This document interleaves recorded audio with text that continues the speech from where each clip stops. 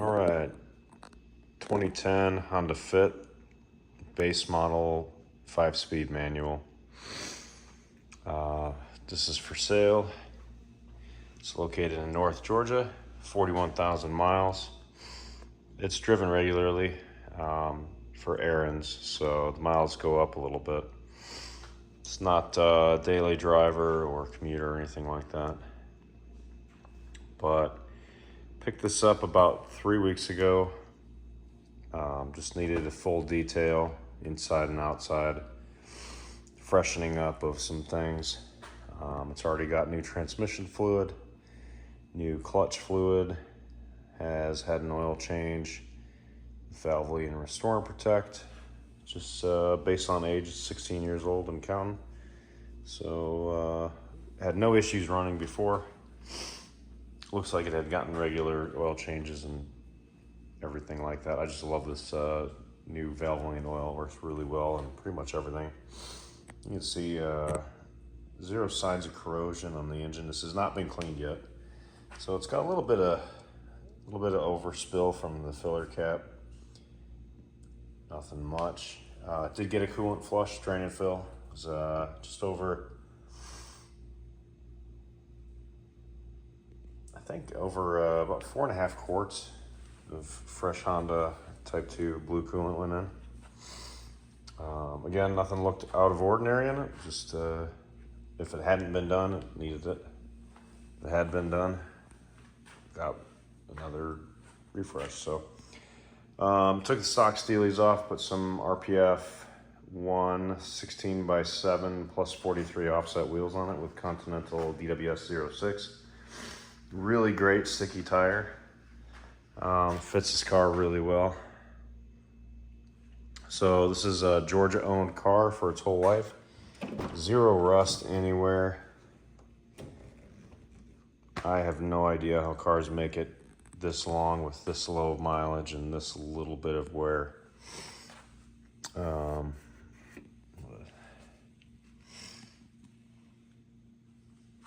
It's just an outstanding condition.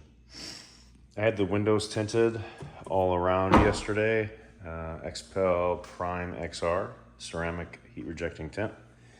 35% on all of the windows, so pretty tasteful still. 70% on the windshield. It's received WeatherTech floor liners, front, back, and a cargo area. Couple little updates. I kind of like OEM Plus stuff when I restore these cars.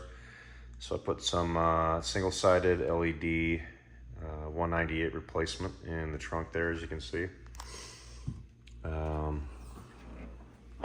The overhead light got an LED bulb as well. Nothing too fancy. I just like that they use a little electricity. They're just a little bit brighter in general.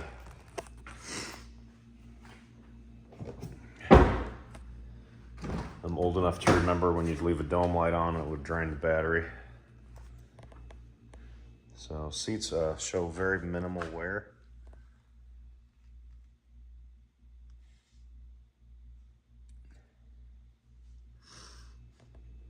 As far as I could gather, previous owner was an elderly woman who bought it new in 2010.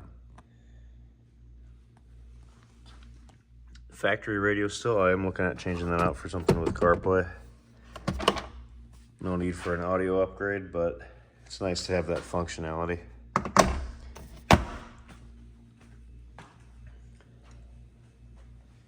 Again, the door cards are in great shape.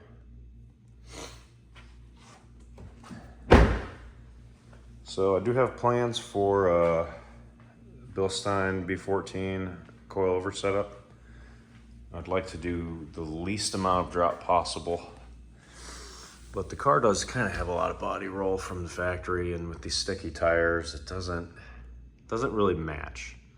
So I'm not trying to turn it into a race car or anything, but I think a good suspension setup will certainly suit the character well of the vehicle. There is not a single dent on this thing. it could pass for 6-month to a year-old car easily. Underbody is also in excellent shape. Try to show you a little bit. There are no dents or dings on the rocker panels. All of the factory jack points have been utilized for what little they were utilized, and they're not. Pinch welds aren't dented or creased or smashed in it anyway. Kind of the same story on the driver's side.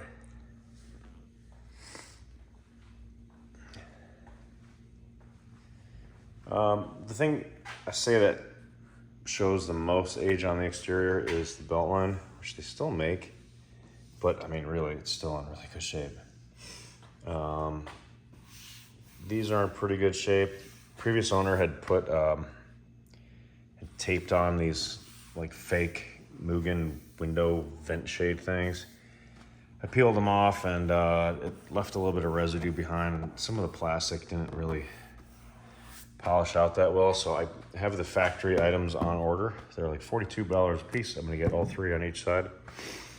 And I have a brand new cowl ready to install, sitting in the bed of the truck over here. Right there in box, the Honda item. This one's in really good shape, but if you've seen these older Hondas, these kind of get faded and white over the years, which this one is a pretty long ways away from being. But when I took it off to do the spark plugs,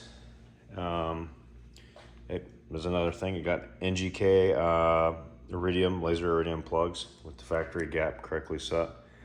All 4 plugs were still in tight, and they were in good shape. They didn't have any crazy amount of wear. It looked like maybe a little bit of idling.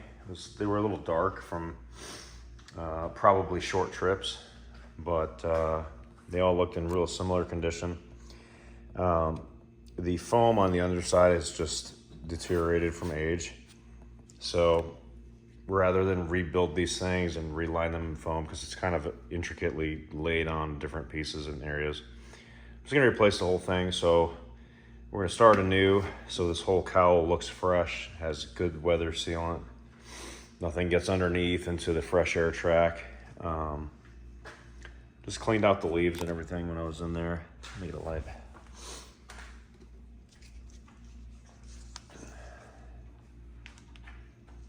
See, all in really good shape inside there.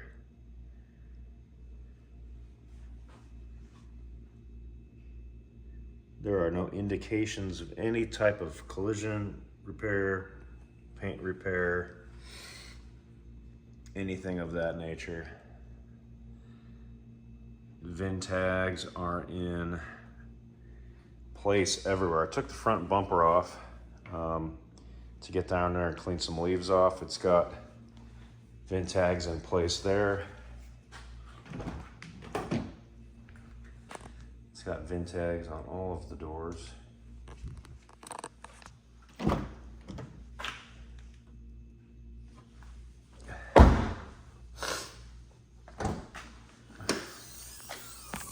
Brand new wipers, VIN tag right there.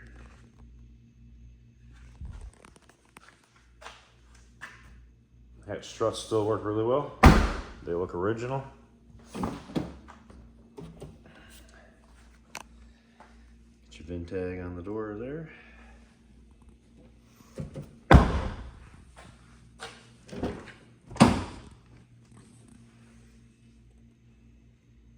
And there as well. The base model does not come with the optional, I guess, map light. It also does not come with keyless remote entry, but it's really interesting that Honda included the receiver inside the vehicle from the factory. All you had to do is buy the fob, and it works.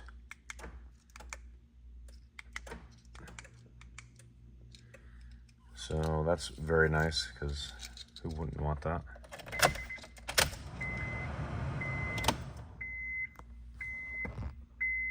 41,058 miles. The TPMS light was on when I got the car.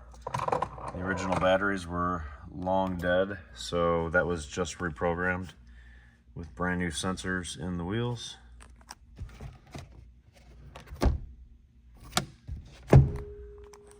Headliner's clean. I mean, nothing much to say here. Parking brakes adjusted well. Car runs really, really well. Reminds me of what made Hondas great. So another kind of base model-ism is they don't come with the anchors from the factory. And when these were new, people were paying like, I think $40 a piece for these things, and they still are that expensive. But I was able to find them on the internet, Honda Parts Source type of website. And you just gotta kind of cut some pre-marked locations in the carpet and install these. These are OEM floor mat clips, and they just kind of go in there and install semi-permanently. And they clip right in, so you can go ahead and secure your floor mats.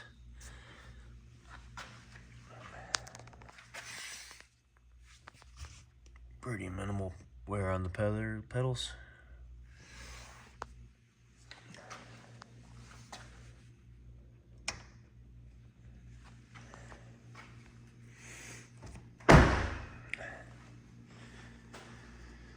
Previous owner had also installed these god-awful spoon mirrors that, well, they were replicas at that.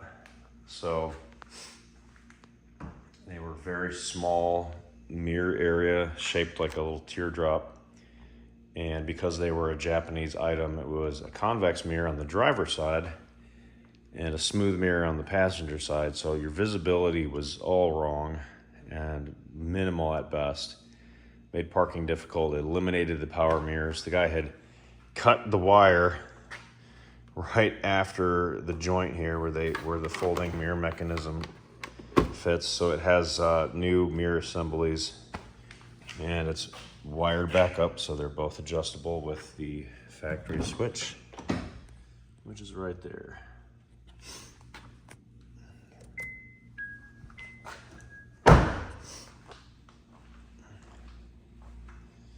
All incandescent bulbs are brand new. There are no AutoZone LED light bulbs present anywhere on this car.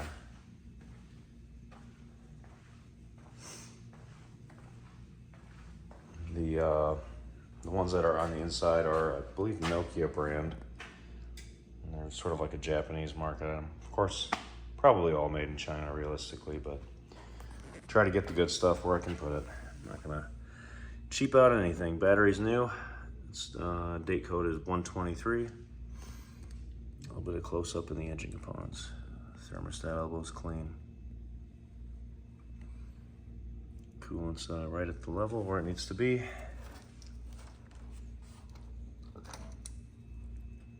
Cleaning the radiator.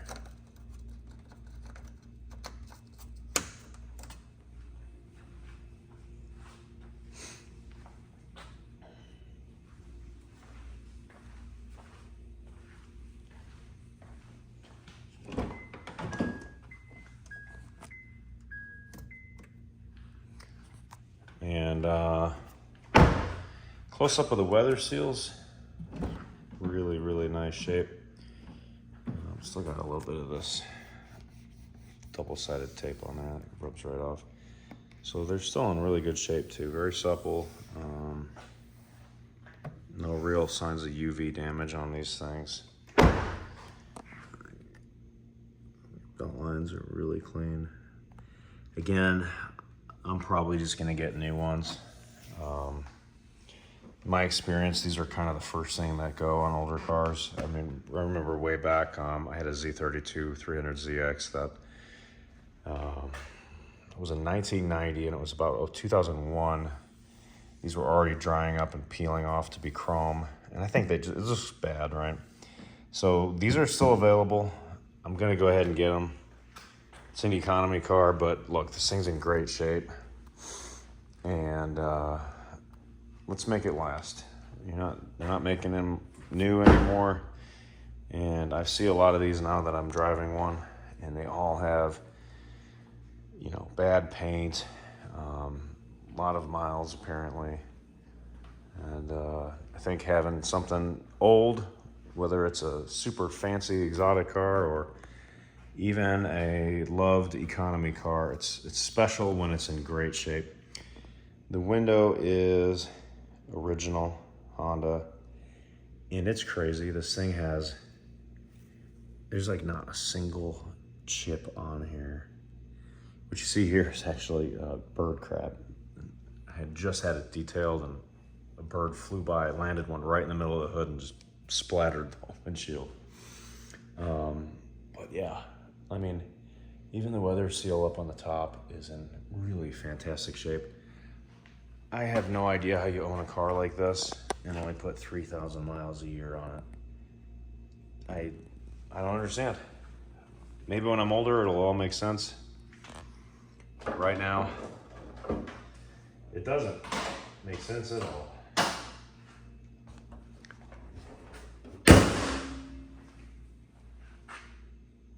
Body lines up really well.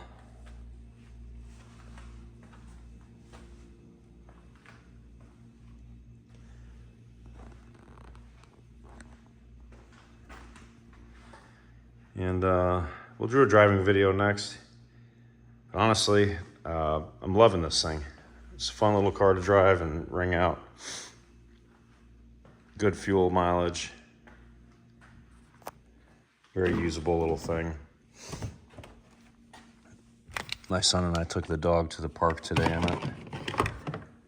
There's magic seats, as they call them. Fold down into the floor. And of course, most people are aware of the alternate mode. You can split it up and do it however you like. You have your tall loading area. So, pretty neat.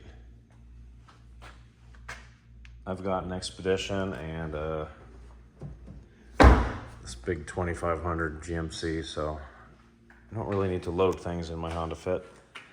But if I was a college student, I could see that being pretty useful. All right, check back for the driving video. And once it's daytime, I'll try to get some underbody video as well. Let's see what we can do right now. Really a whole lot of nothing. All right, thanks for watching.